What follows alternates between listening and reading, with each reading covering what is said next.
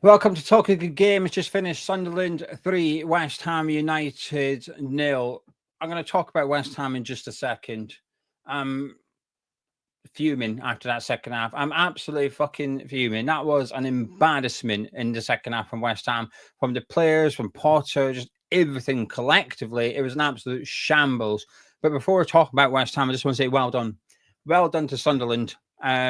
This review, naturally, as a West Ham fan, West Ham channel, is going to be West Ham heavy, but I hate it when we win a game and someone makes one, it's only because the other team played badly. Sunderland deserved that win today. The Sunderland had everything that West Ham didn't. They had fight, they had heart, they had organisation. In the second half, we had absolutely none of that. They had a game plan. We did not have a game plan. So well done, Sunderland. If you're a Sunderland fan watching this, you deserve that win. Enjoy it. I hope you go on and stay up. I genuinely mean that. But now I'm going to switch to my team, West Ham, if you don't mind. Now that made on, you deserved it because of what you done, not because of what we done. But we deserve to get beat because of what we done. And I'm going to focus on the second half specifically. I actually thought we did all right in the first half. I actually quite liked some of our passages of play in the first half. At halftime, I was feeling pretty positive. The only negative was we hadn't made one count. We went close on one occasion in particular. Juve, brilliant play by West Ham. Juve, good shot. Ballard stopped it from going in. It was great play. But I'm just going to find it hard to discuss things that were positive in the game right now. So if you're wanting calm and balanced, I'm afraid you're not going to get that here because I'm not feeling calm nor balanced. Now, tomorrow, I'll do the debrief show, 10 a.m. live on this channel, when I will be a bit calmer after the night and stuff. Well, I'm saying that. I'm hoping I will be. But right now, I am anything but. I am worried. I am really, really worried. Coming in out the season, coming in through the summer, coming into this game, I've always maintained we could, with a good window, we could do well. With a bad window, we could get relegated. Anything could happen. Anything's up for grabs. I don't think we've had a good window, that's for sure. We still might go on and have one, but at this point, we haven't had one. I feel like the midfield's been a big problem for us. We haven't rectified it today. First half, midfield were fine. But the second half, we were just an absolute fucking shambles out there. It was stale. From the first whistle in the second half, we were not good. Sunderland were much better. They increased the tempo. We didn't react to it. Sunderland were on top. By the time they went 1-0 up, they were on top. They deserved to go 1-0 up. The warning signs were there. They were getting into the game. They were causing us a bit of problem. And Potter ignored it. Didn't do anything. We just kept doing what we were doing. And like I said, for 45 minutes, it was good. Now, I don't know what's been said in that changing room, but we came out a different team. We came out a much different team. Now, Sunderland also came out a different team. They got fired up. They came out and they knew what they were doing and it worked. But whatever we said, bloody hell, it was an absolute shambles from us. They made it 1-0. Mayenda. Now, this is where you get luck in football. And Sealed got injured, went off. Alderete came on, and he's the one that supplies the assist. Now, that substitution wouldn't have happened had it not been an injury. But he's got all the time in the world. He gets the ball, he looks up. No one's marking him at all, sends the ball into the box. Mayenda's free. He's completely free. Now, I need to see it back to know exactly who's to blame, but it feels like it's Max Kilman's fault at this point, I'll be honest with you. That's been his man for the entire game. Aguerd's the one that ends up challenging with him, but I think it's because Kilman's left him and Aguerd can see it and he's gone to try and react and bail his teammate out, but he's not been able to get level or in front of Mayenda. It's a great header, but it's one of them I feel like Hermansen should be getting to. It feels like it was in slow motion. It sort of bounces into the far corner. Very accurate. Hermansen's trying to get across his line, but can. 1-0 Sunderland. You're thinking, right, okay, now we're going to have to do something. Now we're going to have to make changes. But we still waited. We still waited for a little bit longer. Now, we did make subs, but it felt bad. Taking off Ward-Prowse and Rodriguez, who, by the way, Rodriguez had a good game. I thought Rodriguez had a good game today. Credit where it's due. I think some of our players, despite that hiding we've just been given and that embarrassment, I actually think a couple of our players played all right. Rodriguez was one of them. He went off. But when you've seen the team set up with Paqueta and Souček in midfield, you thought, this is a bad idea. This can't work. Now, the second goal doesn't really come from it, but I'll tell you what it does come from. Ignoring Dan Ballard. Now, I don't like doing the watch-alongs. I feel a bit uncomfortable doing them. But guess what? The advantage of it is it gives me an hour and a half of evidence if I want to back up my point. Because if this Scottish twat that speaks nonsense can pick up on things, I expect professional Premier League clubs, I expect anyone that understands football to pick up on things. If I can do it, anyone can do it, right? I'm just a gobby Scotsman on the webcam.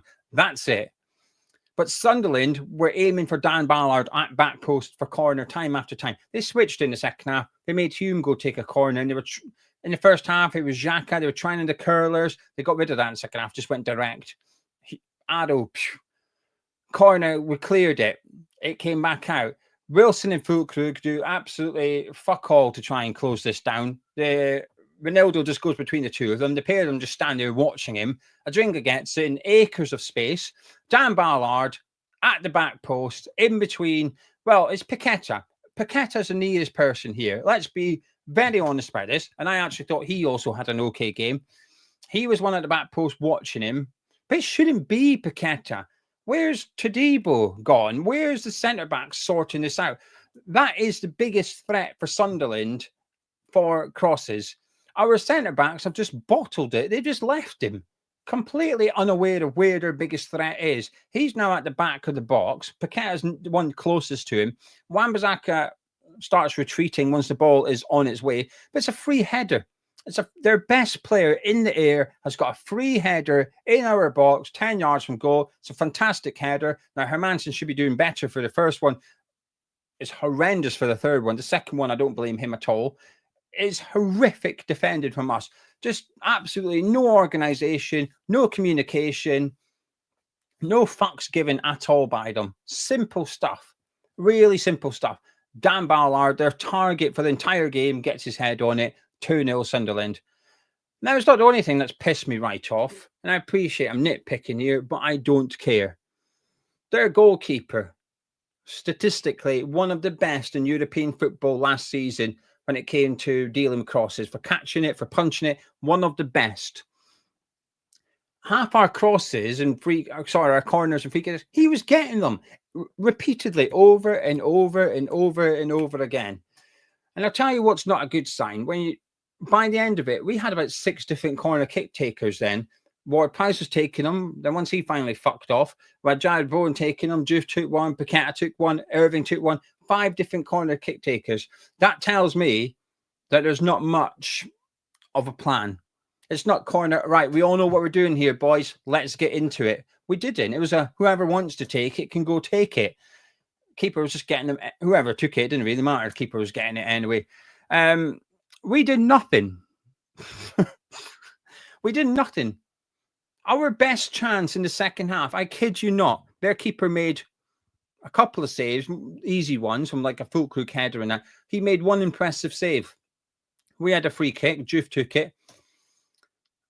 It hit their defender on the back and the keeper had to tip over the bar. The closest we came to scoring in the second half was by hitting a Sunderland player on the back. Right. Brilliant. Fantastic. We had nothing. We put Thomas Souček on, right? The bench, there was only 2 attacking players on the bench. Souček and I'm being kind saying Souček's an attacking player. Souček and Wilson, that's it. Guilherme's not on the bench. Why? I don't know. Because we need loads of defenders and central midfielders on the bench, clearly. Even though there's no way Edson Alvarez was coming on. So why is he on the bench? I'm trying to get rid of him. But he's on the bench instead of Guilherme. So anyway, we're screaming out for a bit of pace. And no, we don't even have that because he's not there. So he brings Souček on, which, by the way, I'm not against. I would have brought Souček on. Albeit, I probably wouldn't have taken off Rodriguez and Ward-Prowse for Wilson and Souček. That felt bad. But Souček, come on. But if you're going to bring him on, and we are picking the ball up and we're getting outside Sunderland's box quite easy, which we were. Sunderland were just defending well in their third. You're going to want to get Souček on and get him in the box, right? Can we agree with that? Their keeper, as we've already established, is very good. So the more people in the box to cause problems, the better. Souček couldn't get in the box. He was so deep. He was the one linking up with Wan-Bissaka and Bowen on the right. Occasions he was in the box, he had to come out the box to help support down the side of the play because we couldn't get the cross in. So we bring on the threat for crosses and he doesn't go in the box. Just every 5 minutes in that second half, we got worse. Every sub, we got worse. Bar the Andy Irving one at the end. We were clueless in the second half. And by the end of the game, we were just reeking of desperation. We were just reeking. I tell you what, if you picked that game up and showed it to an alien and said, here, watch this game. One of these teams have just been promoted. They haven't played in this division for 8 years. The other team have been in the league for 11, 12 seasons now. The vice chairman brags about it, did a statement about how it's the second longest in the club's history that they've been in the top flight consecutively. Raking in all that Premier League money, you'd imagine they've got a bit of that to spend. But have a look at these two teams. One of them's just been promoted. One of them are what you would class as an established Premier League team. Tell you what, they won't be picking us as the established Premier League team. We were outplayed in that second half, and Graham Potter was outdone by Lee Bree in the second half as well. Their manager knew what they were doing. He's won the battle of the dugouts today. They made it 3-0. It's just an absolute shocking goal. Tabley picks it up. Just rolls it down the pitch. Isidor's running away with it. No one goes with him. He just runs down the middle of the pitch. No one's marking him. Juve goes out to him. He cuts in, has a shot. Shouldn't be scoring from there. Hermansen is just... he tries to palm it away and gets it all wrong. It ends up bouncing under or over his wrist. I don't know. I gave up looking at that point.